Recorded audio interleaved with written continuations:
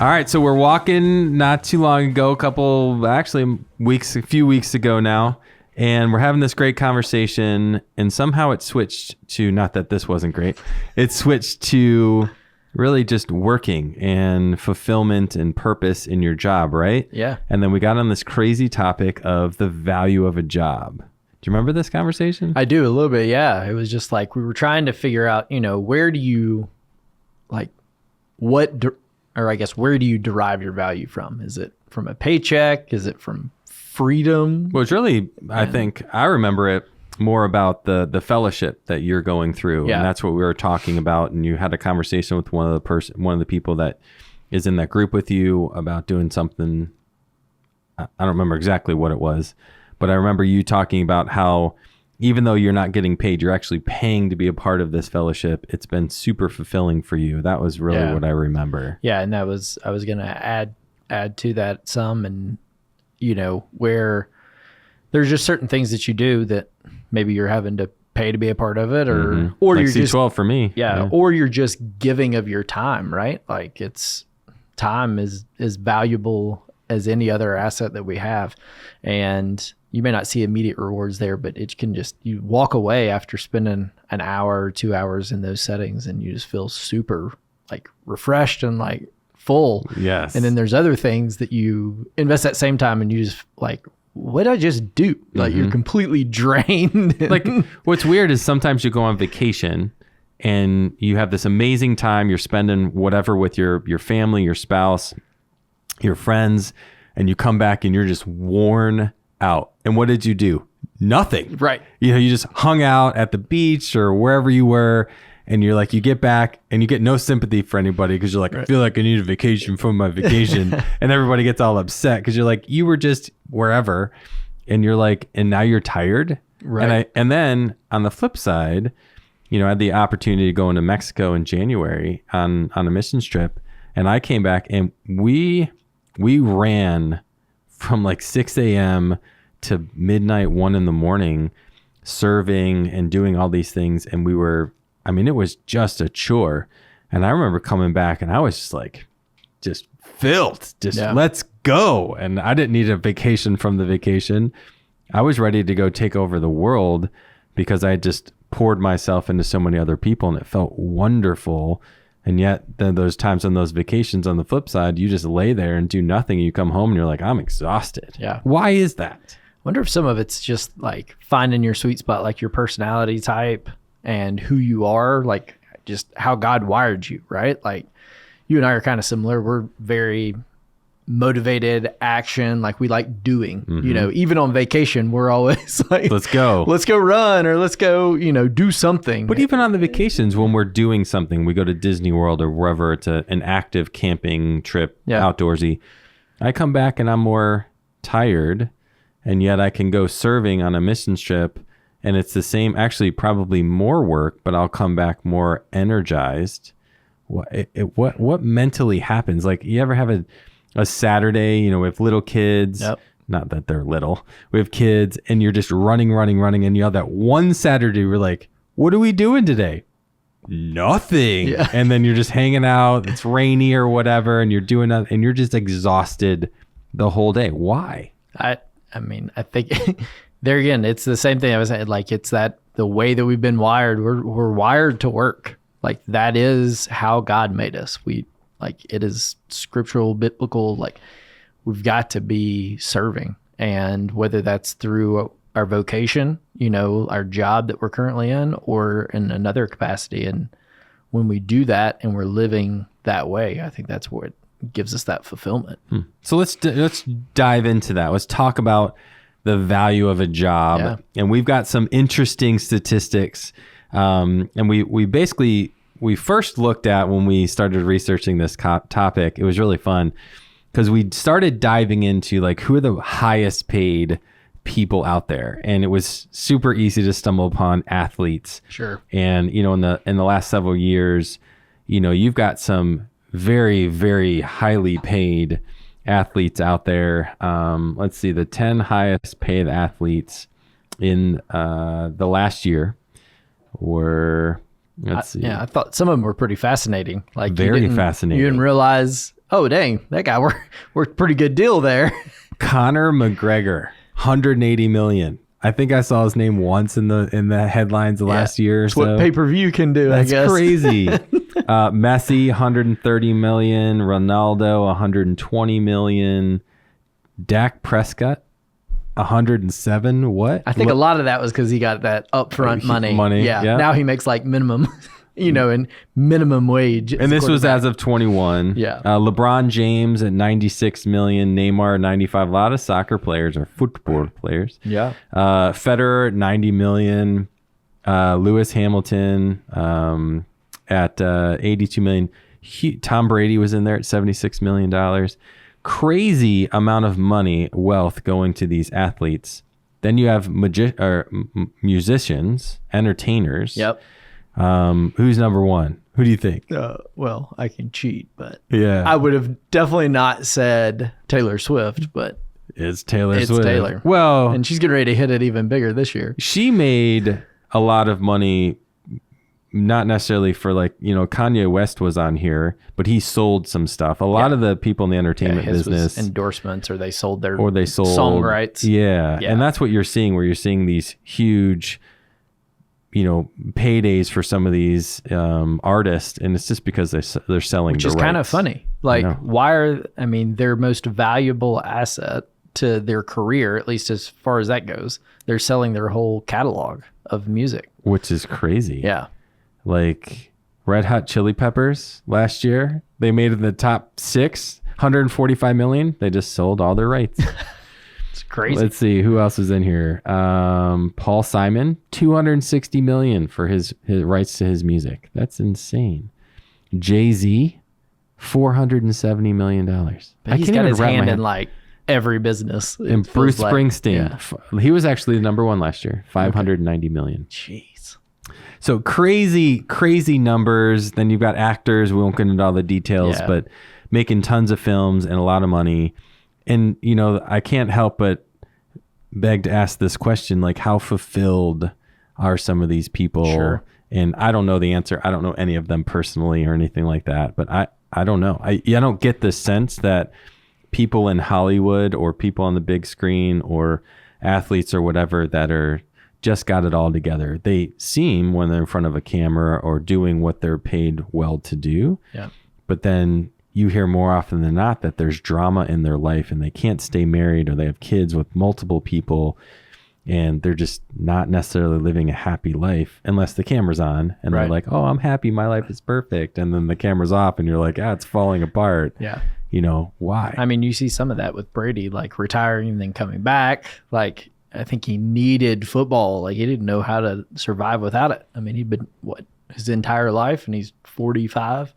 Now you got to step out of it. Mm-hmm. A lot of it, your identity and who you are, I feel like starts coming from that person, whether it be the athlete, the musician, the movie. Which is interesting. I feel like it's that praise, like, that we kind of want. Like, there's a lot of people that don't live that life that still live back in high school or college, the big game. Remember that time, that day? And we almost want to live that life of praise. Yeah. But it's not fulfilling, although it comes across as like, hey, that was a highlight of my life. Or we all have that memory or that time or those situations where, like, man, those were the days. Yep. Man, listen to the radio in your car in high school or whatever. Like, those are good memories, but that's in the past. Right. They're memories. They're memories. Yeah. That's not where we live, right? That's right. And they don't necessarily, it's snapshots that we want to take and glamorize of like, ooh, those were great moments. But holistically, like, we've got to mature, got to continue on. And, now there's people depending on, like, my high school self can't provide what my family needs now. Like, I've got to get moving. I need to get out of that and go and provide for them. So we know what the highest paid people are in the US. Let's talk about the highest paid careers. Yeah. All right. And Get for back to more like normal. Like you and me and everybody else, right? Jobs. Not those, not athletes. Yeah. So we've got this really cool list that we found online. So the highest mean salary, so the average across And that's why athletes and actors aren't going to be in here, because that's such a small little portion. Right. But then you've got basically cardiologist, you've got oral, like dentists, surgeons, emergency room, a lot of medical up top, dermatologists, radiologists, surgeons, pediatrician. Oh my word. Like the entire top list, it's all physician. Yep. You can't, let's see, what do you get? Chief executive. I mean, this has got to be down in the 15th highest. So you got like a CEO type of person, executive. And then it kicks it right back to more nurses, medicine, pediatricians. Then you get some pilots. A dentist. And more med school. And then some computer and information system manager. Yeah. That's okay. So medical. So you got these high paying jobs across. I wonder how fulfilling. Then we're talking, okay, who are the highest paid? Then what are the highest paid jobs that aren't very niche-y, specific? And then we dug a little deeper and we wanted to see, who's engaged in their job, because that has to be a big part. And we're going to look over here on the screen here.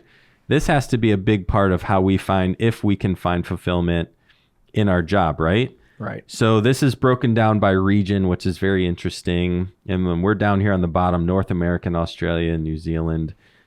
Not really sure why we got lumped in with those, but whatever. I didn't make the list. Yeah. And you can see we're kind of tied or really close with, Latin America, with the most actively engaged. So the blue part of that, these are people in their careers across everything in our region that are like super engaged. And then the dark gray on the left, and we have some of the smallest, maybe Southeast Asia is the lowest on that chart. And we're probably close to second, maybe tied for third with Latin America.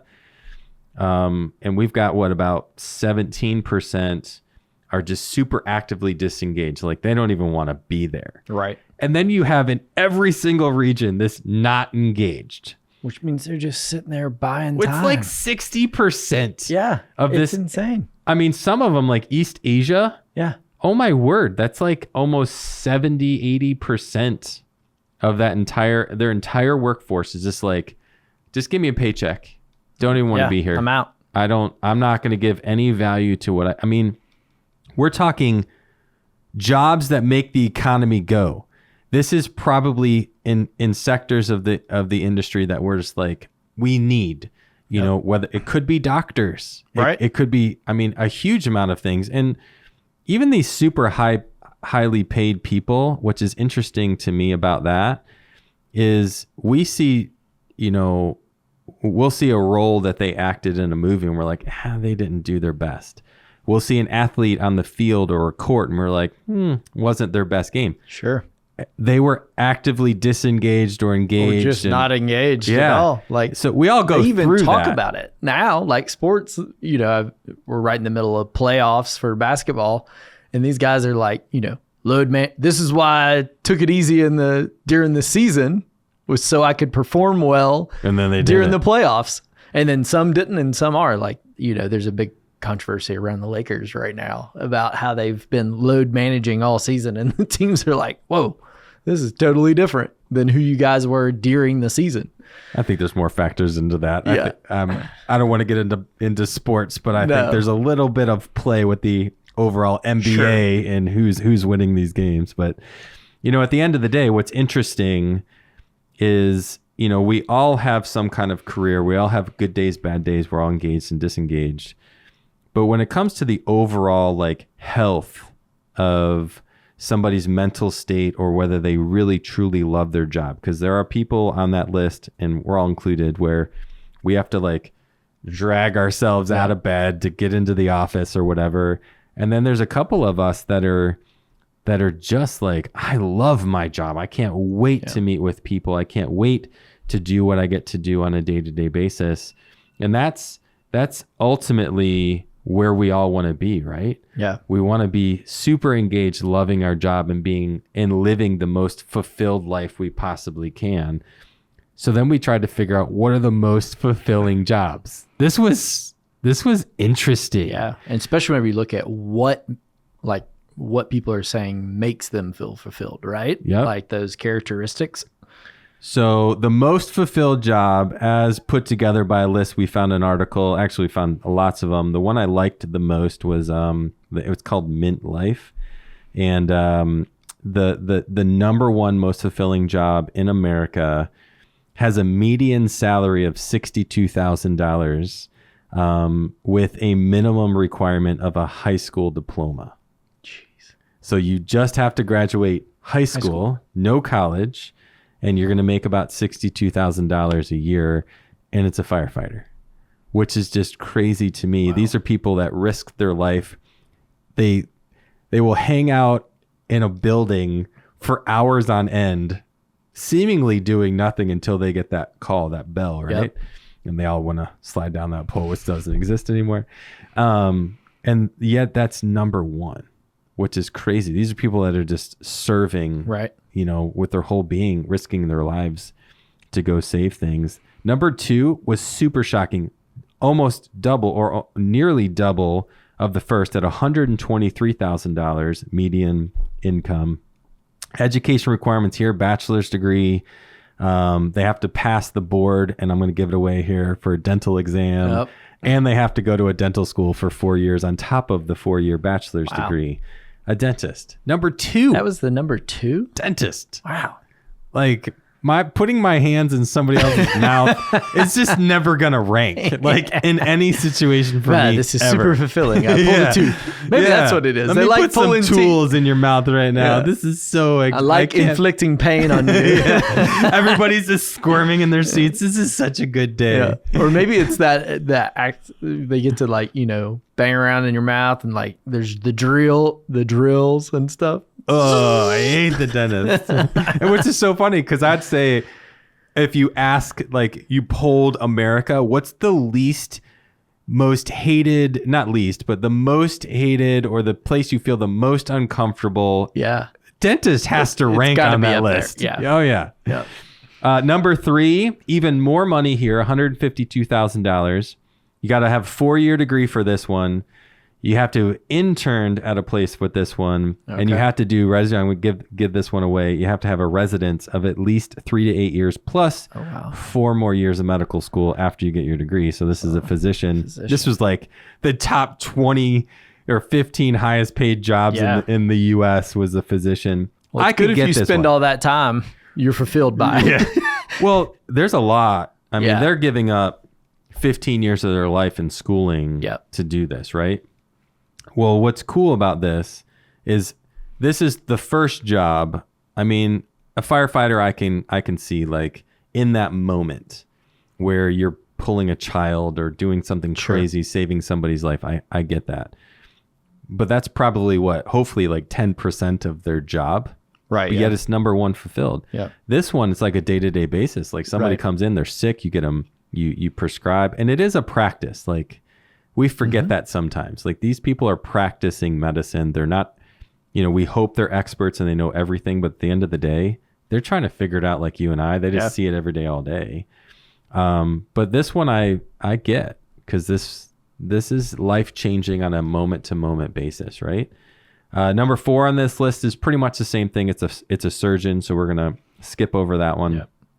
Not that it's not important or anything like that, but it's, we're going to group it together. Group you two together. So here's an interesting one. Number 5 on the list. This one, education requirements, just a bachelor's degree. Okay. So high school, bachelor's, 4 years in college, makes $41,000 a year on average. Got to be a teacher. Close, but no. Okay. Clergy. Pastor. Clergy. Wow.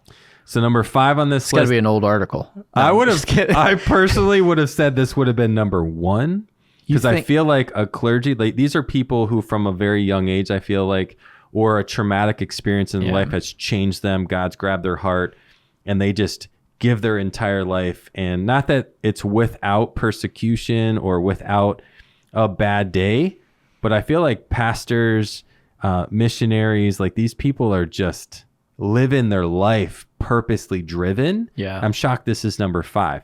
What's interesting to me, we've got in the top 5 on this, you've got a firefighter at $62,000, Then you have dentist. Number 2, 3, and 4 all make over 100 grand. And then number 5 at 40. 2 of the 5 have salaries under $65,000. Don't even combine to the other one. Yeah, to one of the others. And yet they're the, some of the most fulfilling jobs. So obviously money has not, it doesn't matter. It might be a piece of it, but it's not what's truly driving fulfillment. Listen, we all want to make money, but that's clearly not where we're finding our fulfillment. Right. Or we're getting there and we're like, wait, this isn't it. This isn't it. Yeah. Number 6, we'll go through these pretty quickly.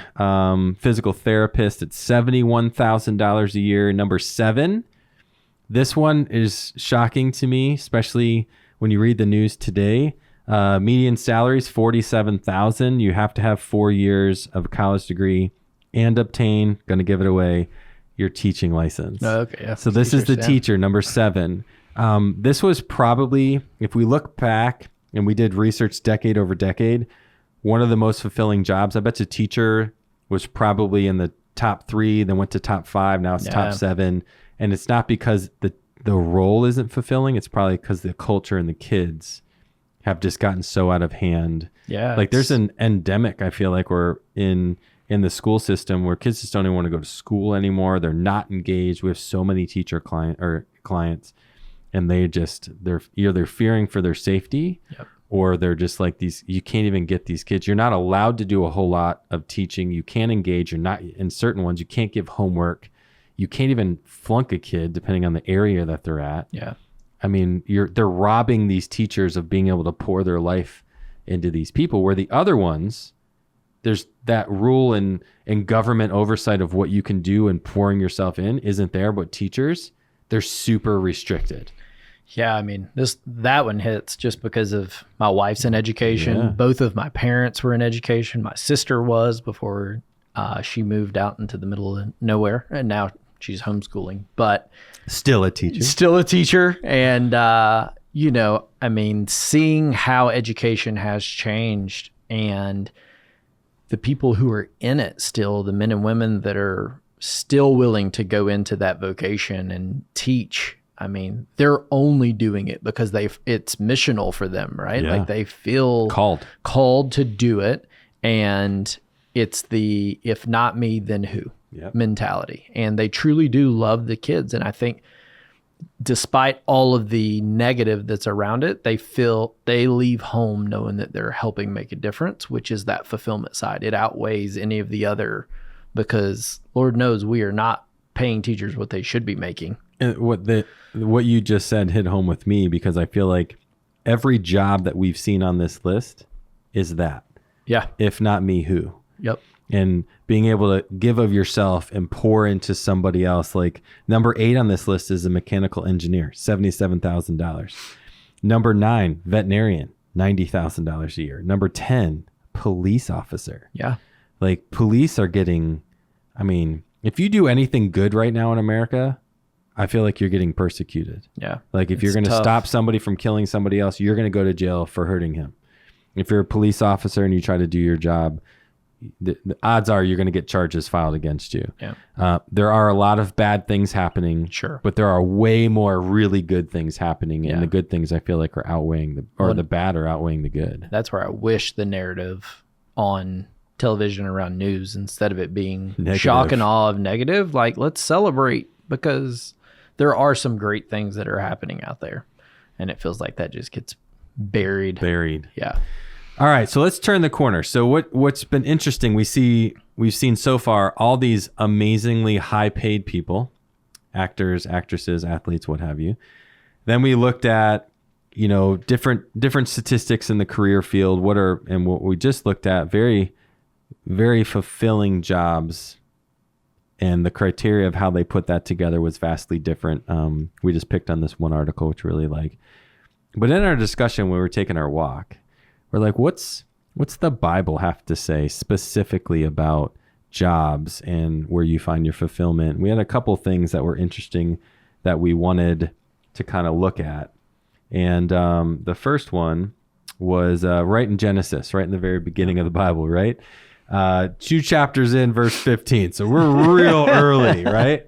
And it says, the Lord God took the man and put him in the Garden of Eden to work it and care for it. Imagine being Adam. You're just like the only one. And this kingdom, and God's like, I'm doing this for you. And then he's like, now go work. Yeah. And it was good. Yeah. Yeah. And his first job was to name the animals, right? Yeah. Like imagine, and this was part of my fellowship class that I've been a part of this year. It was like, this will be what heaven's like, right? Like you're going to have a job, spoiler, but, and right now we're just in like an apprenticeship. Like we're training for whatever that job is going to be in heaven. But it's going to be the greatest thing that you've ever done. You're going to have the best boss you've ever had. And he's like, it's not going to be some like CEO here on earth. It's going to be like some missionary in rural East Africa that just poured his life out. And loves life. And loves it and loves you. And all he'll do is just serve you to be better at your job. Like, how cool. Like, that's what was going on in this verse. They used to walk with him in the garden. How amazing would that be? And like he was arm in arm mentoring Adam and help. I'm sure he didn't say, Adam, what do you think this animal should be called? Right. It's like, let's call that one, zebra, or, whatever it is. I mean, I can't in my mind figure that out, but I can imagine a deep mentorship teaching side by side, moment to moment throughout his time in the garden, having that amazing mentor person figure that you can look up to and be like, man, I love my life. Yeah. Because of the situation he found himself in until we sinned. Right. Right. So another verse that we wanted to jump into was Colossians 3:23. And I think this is really how we need to approach work. Yeah. And I think this in today's environment, whether you're a believer or not, I feel like this is getting lost in the love and fulfillment finding aspect of the job. Whatever you do, work at it with all your heart as working for the Lord, not for human masters. And I feel like, we just get it stuck in this trap of, I got to go to work because I have all these responsibilities and, I have these things hanging over my head and stresses in life. And I got to make money, and we're not working for a bigger purpose. Right. We're just working to get a paycheck. Yeah. Like the verse reads, whatever you do, work at it with all your heart as working for myself and not for others. Yeah. Like that's almost the mentality. And that's why we get robbed of the joy and satisfaction. Because if you're becoming a firefighter or a teacher or a surgeon or a physical therapist, you're serving. But if you took the serving out. Yes. And you just do it for your own glorification. You will be a miserable individual. You will hate your job. But every single one of those top 10 that we went over, it had to do with service. They're servants. And they were caring and being a part of somebody else's life and helping change or heal or something for other people, help. And I feel like that's what the heart of this is. Like, don't do anything for you. Yep. Do it all to the best of your ability for others, for God, for the people that you get to serve with. And I think that's so great. But at the same time, I also feel like there's an even deeper aspect of work, and it's in this next verse, which is Joshua 24:15. But if serving the Lord seems undesirable to you, okay, like you had that bad day, you're like, or you're stuck in that bad job, or the bad job, you hate your job, like that boss, man. He is. We've all been or there. She is like, man, this is rough. I gotta get out of this job. Then choose for yourself this day whom you will serve, whether the gods your ancestors served beyond the Euphrates, or the gods of the Amorites in whose land you are living. But as for me and my household, we will serve the Lord. That is a iconic last section of that verse. Yep. We have a huge sign in our house. There's a lot of houses that have that one in the South. As for me and my household, we will serve the Lord. But I think what if we were to dissect this and pull this verse, but that's the easy part, right? Well, this is the last part. I know, but that's what I'm saying. Like that's the easy part. But for me and my household, we'll serve the Lord. But we forget the whole what he says section above before. And what I really pull out of this is the aspect of worship, right? Yeah. It's serving, it's worshiping, it's hey, we all have bad days. Yep. We all have anxiety. We all have, temptation and things that pull us away from what really matters. But as for me and my house, like perspective here, we're going to serve the Lord knowing we're going to go through so much garbage. Well, there's so much that's outside of our control. Yep. We can't dictate what the day brings, in our space. We can't dictate what the market's doing. Nope. Right? Like it is what it is. It's going to roll, ebb and flow, but we can serve the Lord and serve our clients extremely well. And we'll still have bad days and still have anxiety. We'll go for runs and workouts and there's other we've talked about those topics. You can listen to those about how to deal with that. So one last thing that I want to touch on here in as far as a verse, it's a 2-part thing. We're going to look at John 16:33 because this is a part of work that you can't get away from. And we've already mentioned it a few times in anxiety. I've told you these things so that in me you will have peace. In this world you will have trouble, but take heart, I have overcome the world. I love that, by the way. I'll never forget in college or at Liberty doing my devotions. And one day I read this and I was like, can you imagine being able to walk and talk with Jesus? And he's like, hey, take heart. I've overcome all this. Like, I've done everything. I am everything.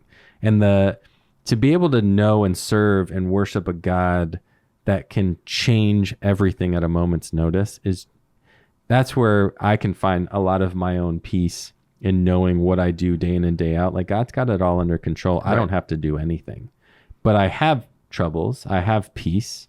I go through life on a day-to-day basis with, troubles in my heart, right. And I can't get away from it. We're normal. Yeah. We're human. It stinks. But perspective tells me when I come back to my own heart for God, like I don't need to be anxious. Yep. I don't need to be mad at my job or the people I serve or a boss or something like that. Like, hey, God's got this under control. Yep. I mean, don't you feel the same way? I do. And ultimately, that's where the peace lies, is knowing that, all right, this situation may be less than desirable, but he's working through this somehow. Mm-hmm. And on the other side, someday I may figure it out, I may not, but I've got to keep pursuing, the peace that only he can give. And the last verse that we just wanted to talk about real quick is 1 Corinthians 7:31. Those who use the things of the world as if not engrossed in them, for this world and its present form is passing away. Like, we get wrapped up in what happens to us. I mean, you even say anything that's politically polarizing or not polarizing, I will just dive in. Economically, I get fired up inside, and my perspective needs to be like, this is the not what I should be fighting for. This is not the purpose that's in my heart that God's placed to serve and care for other people. You know what this tells me? I get distracted. Yep. This says to me, like, there's so much that goes on that doesn't matter, that steals my time. Let me be honest. I'm allowing my time to be stolen, but the reality is it doesn't matter. What really matters is what God has me doing from a work and vocation standpoint. And I absolutely love what I do. And when I'm focused on what really matters, when I pull the anxieties and the distractions away, man, we've got the best job in the world. I don't know why financial advisor isn't on that list. It needs to be in the top 5. Yeah. But we just go ahead. Well, how grateful we are that we get to do it. It can be in our top 5 for sure. Oh, absolutely. And just being able to serve clients and serve people and walk their life journey with them as they, prepare for their future, and knowing that like we're helping them be good stewards of what God's blessed them with. And man, I just think one of the books that we read during that same fellowship group, it talked about all of this is going to pass away, but the thing that will remain will be your relationships. So above all else, like, you have to put value on relationships. And going back to these jobs that find that high fulfillment, they're valuing relationships very high. you look at firefighters and police officers, they're valuing the relationships of the communities that they're serving, doctors and dentists, their practices, and those that have chosen to come to them, and financial advisors getting to, people who are choosing to work with us. Like if we're being good stewards and developing those relationships, there's little that you can find more fulfilling.